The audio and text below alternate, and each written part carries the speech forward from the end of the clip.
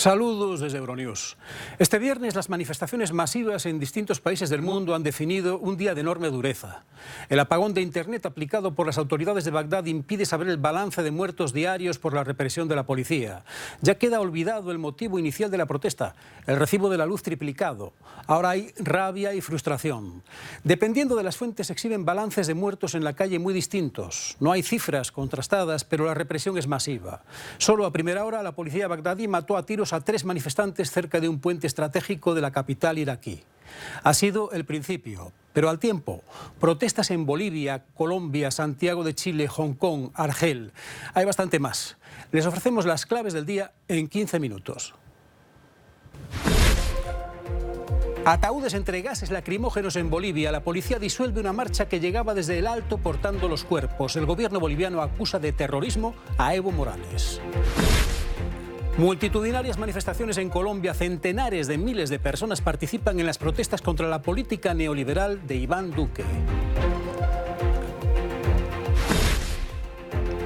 Benjamin Netanyahu no dimite, pese a ser inculpado por fraude, soborno, abuso de confianza y cohecho. Se limita a calificar las acusaciones de intento de golpe de Estado. Twitter elimina los anuncios políticos. Los responsables de la red social consideran que los mensajes de índole político deben difundirse por credibilidad de la fuente y no por dinero. Hasta ahora el gobierno de facto de Bolivia ha producido declaraciones contra Evo Morales y muertos en las calles.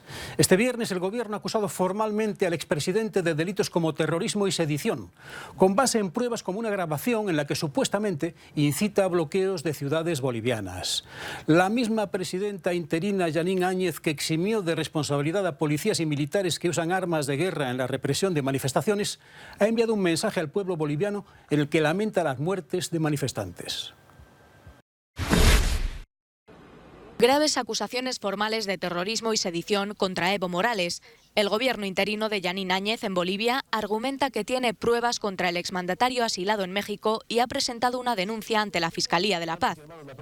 Se basan en un vídeo en el que supuestamente Morales mantiene una conversación con un dirigente sindical al que da instrucciones de continuar los bloqueos para que no entre comida a las ciudades, aunque la autenticidad del vídeo no ha podido ser demostrada. Piden para Morales las máximas penas, que ascienden a 20 años de prisión por terrorismo y hasta 3 por sedición. Mientras tanto, el país sigue sumido en las protestas que han dejado ya más de una treintena de muertos desde que en octubre comenzaran las denuncias de fraude electoral contra Evo Morales. Centenares de miles de colombianos han protestado contra las políticas neoliberales del presidente Iván Duque. Bogotá, Cali, Medellín, Bucaramanga, Barranquilla han sido escenarios de manifestaciones masivas contra el llamado paquetazo. La jornada de multitudinarias y pacíficas manifestaciones en Colombia contra el gobierno de Iván Duque acabó deslucida al final por los enfrentamientos que se produjeron en ciudades como Bogotá, Medellín, Cartagena y en especial Cali, donde las autoridades impusieron el toque de queda para frenar los actos de vandalismo. En el centro de Bogotá, encapuchados atacaron con cócteles molotov, piedras y ladrillos edificios públicos y se enfrentaron con la policía en un intento de entrar en el Capitolio Nacional y en la sede del ayuntamiento. Fue la nota desafinada de unas protestas que movilizaron a cientos de miles de colombianos para pedir al gobierno cambios en su política económica y social. También reclaman un mayor compromiso con el acuerdo de paz con las FARC. Salimos a marchar porque estamos cansados del desgobierno de Duque. Verdaderamente estamos en contra de muchas de sus reformas, del asesinato de los niños en el campamento guerrillero. Creemos también que es importante siempre salir a las calles para manifestarnos por nuestros derechos y no dejarnos oprimir por el gobierno. Los vientos de cambio social que soplan en varios países de la región se sintieron también en las calles colombianas, donde se vieron huifalas, la bandera multicolor de los indígenas bolivianos. El presidente Duque ha dicho que los colombianos han hablado y que él está dispuesto a escucharlos. El primer ministro israelí en funciones, Benjamin Netanyahu, mostró que plantará cara a las acusaciones de corrupción de la Fiscalía. No se irá por la puerta de atrás, dice, pero sin capacidad de formar gobierno y con un cuestionamiento creciente, su situación tiene fecha de caducidad. El reinado del hombre que ha dominado la política israelí la última década se tambalea. Benjamin Netanyahu asegura que va a seguir al frente del país pese a ser acusado de fraude, cohecho y abuso de confianza.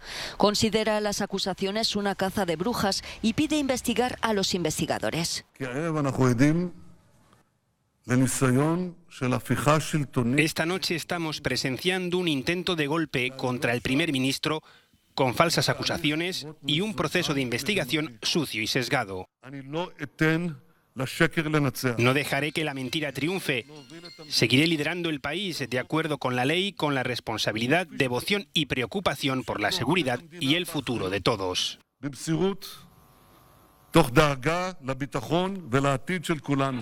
Netanyahu sigue siendo el primer ministro interino y no está obligado a dimitir sin una sentencia firme. Pero los cargos por corrupción no han hecho más que profundizar la crisis política y la polarización de los israelíes.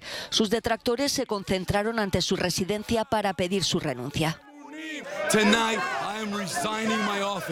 Netanyahu debería decir: esta noche renuncio a mi cargo. Es inaudito, es impensable que el primer ministro continúe en el cargo mientras es acusado de tales infracciones de la ley. Será juzgado, probablemente irá a la cárcel. No puede dirigir un país tan complicado de gestionar como el Estado de Israel. Pero allí estaban también a las puertas de su casa sus incondicionales, pidiendo su permanencia al frente del gobierno. Vine a decirle: Netanyahu nunca caminará solo, y vine a decirles a todos los fabricantes de este ridículo y abominable golpe que no tendrán éxito. La posibilidad de un gobierno de unidad entre las formaciones del Likud y azul y blanco se aleja y cada vez son más probables nuevas elecciones. El Parlamento tiene hasta el 11 de diciembre para presentar un candidato a liderar el Ejecutivo y sacar a Israel del bloqueo político que vive desde abril. El líder de la coalición centrista, Benny Gantz, considera que Netanyahu ya no tiene mandato público y moral para tomar decisiones trascendentales para Israel. Hoy el 46% de los israelíes creen que Netanyahu debe dimitir, el 30% quieren que se quede. Elecciones en Hong Kong el domingo. La polarización reduce la campaña a la defensa de las políticas de Pekín a través de la gobernadora de la excolonia o la puesta en valor de las protestas prodemocráticas cada vez más duramente reprimidas en las calles y en núcleos como la universidad. Por primera vez en su historia, las elecciones de distrito de Hong Kong de este domingo se celebrarán entre fuertes medidas de seguridad, con miles de policías custodiando los 600 colegios electorales.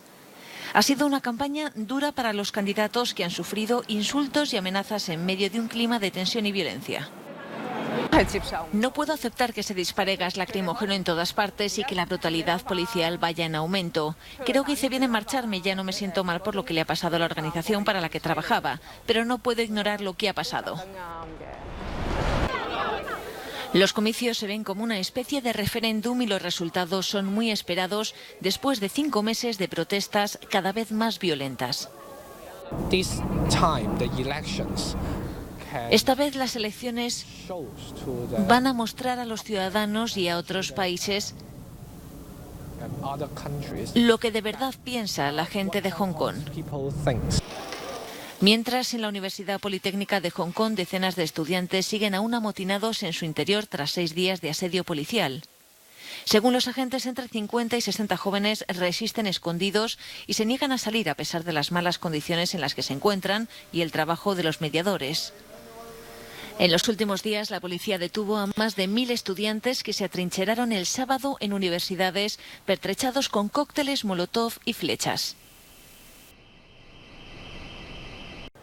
La Audiencia Nacional Española investiga los movimientos en Cataluña de un grupo militar de espionaje ruso, al que le achacan maniobras de desestabilización en Europa. Ahora la Audiencia Nacional intenta averiguar si existen vínculos de la inteligencia rusa con independentistas catalanes. ¿Pudo Rusia interferir en la crisis catalana? La Audiencia Nacional Española investiga a un grupo vinculado a la inteligencia militar rusa por lanzar ataques informáticos y campañas para alimentar la confrontación por el independentismo en Cataluña. Las redes sociales agitaron el terreno de cara al referéndum ilegal del 1 de octubre, exacerbando la división política con bots y mensajes programados en lo que sería un nuevo intento de Rusia por desestabilizar Europa.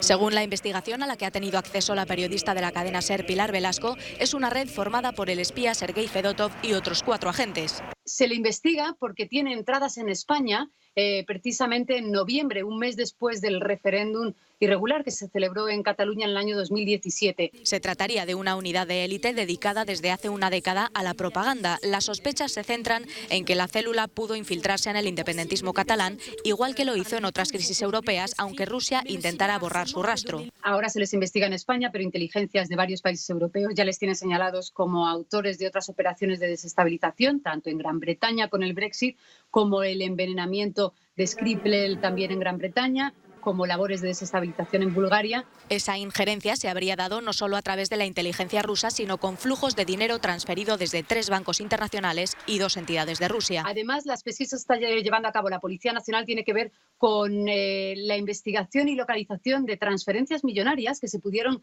llevar a cabo desde Rusia hasta España durante más años. Están investigando los años anteriores y los años posteriores al proceso. Desde Moscú niegan estas informaciones y el embajador ruso acusa a los medios que están publicando estas exclusivas de intentar dañar las relaciones de España con Rusia. En Japón los llaman jóvenes herbívoros, los que prefieren el karaoke en habitaciones individuales a la discoteca en grupo. La habitación con videojuegos a las relaciones sociales o sexuales. Más allá de Japón, el apoltronamiento sería tendencia mundial. 4 de cada 5 adolescentes en el mundo no hacen el suficiente ejercicio físico. Lo dice el primer estudio de este tipo llevado a cabo por la OMS en 146 países entre chavales de 11 a 17 años. Los datos revelan que el 78% de los chicos no se mueven lo suficiente, cifras que alcanzan el 85% entre las chicas. Las pantallas son el enemigo número 1 de la actividad física entre los adolescentes.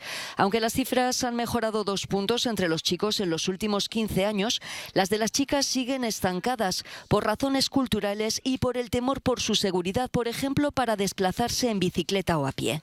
La Organización Mundial de la Salud recomienda 1 hora de deporte al día durante la adolescencia. Estados Unidos es el país con mejores cifras, los peores Filipinas y Corea del Sur. Twitter intenta evitar la desinformación restringiendo la publicidad política. Un intento de ponerle puertas al campo al que se han apuntado también Facebook y Google. Los anuncios políticos ya no tienen cabida en Twitter. Los responsables de la red social han puesto en vigor este jueves la medida anunciada el pasado mes de octubre. Consideran que los mensajes de índole política deben difundirse por credibilidad de la fuente y no por dinero. Además, Twitter ofrece una nueva función que permite eliminar las respuestas a los mensajes. Los medios de comunicación social necesitan una regulación realmente fuerte por parte de los organismos oficiales, de la misma manera que los medios de comunicación tradicionales siempre han sido regulados. Si tenemos un fuerte impacto regulatorio, particularmente en la Unión Europea y los países, entonces se puede empezar a tener un proceso democrático justo y abierto con los mismos argumentos para los votantes exigentes que pueden tomar una decisión. Google ha seguido los pasos de Twitter y también impedirá que las campañas lleguen a los usuarios teniendo en cuenta las búsquedas de estos últimos. De esta manera, Facebook está más aislado en su opción de no controlar los mensajes políticos en la mayor red social del mundo, que ya tuvo un papel fundamental en la campaña de desinformación que ayudó a Donald Trump a llegar a la presidencia. Las elecciones británicas del 12 de diciembre serán la primera prueba del veto a los mensajes políticos que han puesto en marcha 2 de los gigantes tecnológicos. Durante la campaña del Brexit, el país ya padeció muchas falsedades difundidas a través de las redes sociales. Últimos momentos para la gran final de la Copa Libertadores. Flamengo y River Plate cara a cara, un desafío continental que se jugará en Lima el sábado. La intensidad ofensiva de los brasileños frente al equipo argentino, invicto en 25 partidos, con 20 triunfos y 5 empates. Flamengo y River Plate calientan motores en Lima. Este sábado el equipo carioca y el bonaerense lucharán por levantar la Copa Libertadores. Es la primera vez que se enfrentan en este duelo final por el título continental. El lateral izquierdo del Flamengo, Felipe Luis, dice que el River es el mejor equipo del momento y que parte con una ligera ventaja por su mayor experiencia, aunque para ellos la preparación es la misma de siempre. No tiene por qué ser diferente porque es una final. Por supuesto hay un sueño, ganar la Copa, pero nos estamos preparando igual que para todos los partidos. Hay algunos detalles y es importante que podamos trabajar en ellos, pero creo que hemos llegado aquí a la final en nuestro mejor momento. Acho que chegamos aquí nessa final no nosso melhor momento. El Flamengo brasileño busca su segundo cetro continental, mientras que el River argentino defiende el título y opta a su quinta Copa Libertadores. Para el delantero colombiano del River Plate, Rafael Borré, la victoria será para el equipo que cometa menos errores. La final de la Copa Libertadores en el Estadio Monumental de Lima es por primera vez en la historia de la competición a partido único. Los cómics como refugio. La infancia recuperada, aunque sea con las cotizaciones en una subasta como pretexto. Un cómic de algo más de 1 millón de euros. Ese es el precio al que ha llegado en una subasta en Dallas la primera novela gráfica producida por Marvel. La obra fue publicada en 1939 por Timely Comics, que con el tiempo se convertiría en la famosa franquicia de superhéroes. Pese a la astronómica cifra, aún le queda para alcanzar el récord obtenido por el primer cómic en el que apareció Superman, que data de 1938 y se vendió por casi 3 millones de euros. Hasta aquí hemos llegado en Euronews hoy. Muchas gracias por su tiempo. Hasta el lunes que viene a la misma hora. Buen fin de semana.